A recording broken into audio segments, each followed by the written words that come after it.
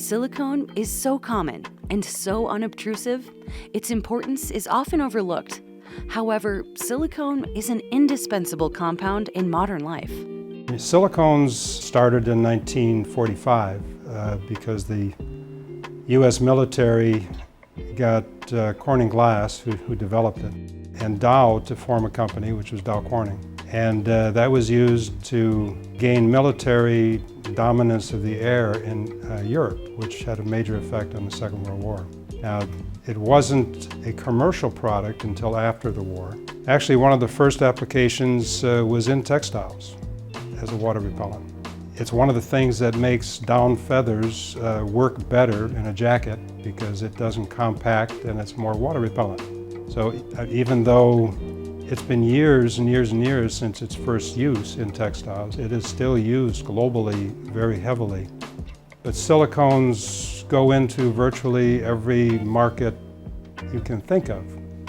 Heavily in construction, heavily automotive, aerospace, electronics, cosmetics, leather treatments, and textile treatments, paints and coatings. For many of the original properties, it makes things slipperier.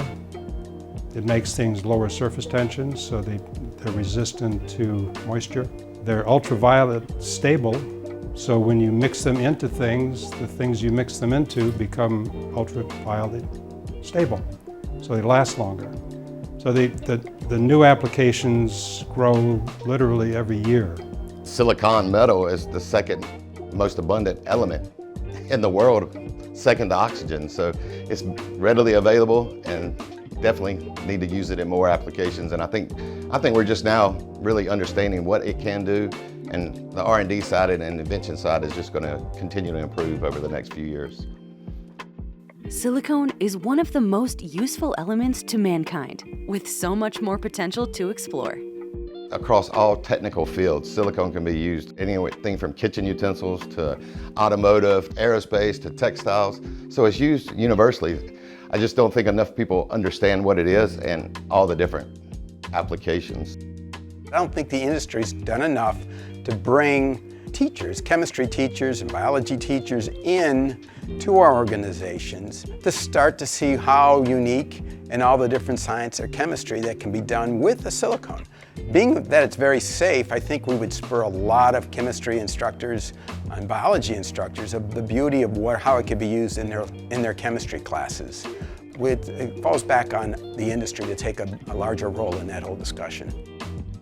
Access Rudolf Technologies connects customers to the innovative products and services, while also encouraging applied curiosity in future generations. With over 200 proprietary formulations, Access Rudolf Technologies encourages everyday innovation to provide both off-the-shelf solutions as well as customer-designed products.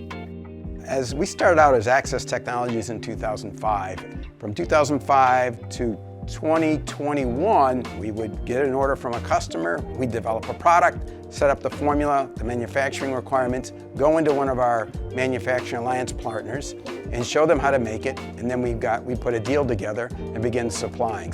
Rudolf is a large textile chemical manufacturer based in Germany with operations all over the world. So we decided a joint venture, and we will expand their footprint here in the U.S. They have an operation here in Rock Hill, South Carolina that does mostly textile chemicals, and we will grow our auto care and our construction products along with their textile products here in the U.S. So it was a great fit. We're very happy with the joint venture with ART. It basically opens the silicone world, different markets for us in the U.S. and globally, where we focus on textiles. Access brings many different markets, all the way from the construction side to the auto car care side. So it's basically broadened our horizons on the silicone world, where we're backward integrated and producing very competitively. Now we have other markets that we can attack. So I'm very excited with the joint venture.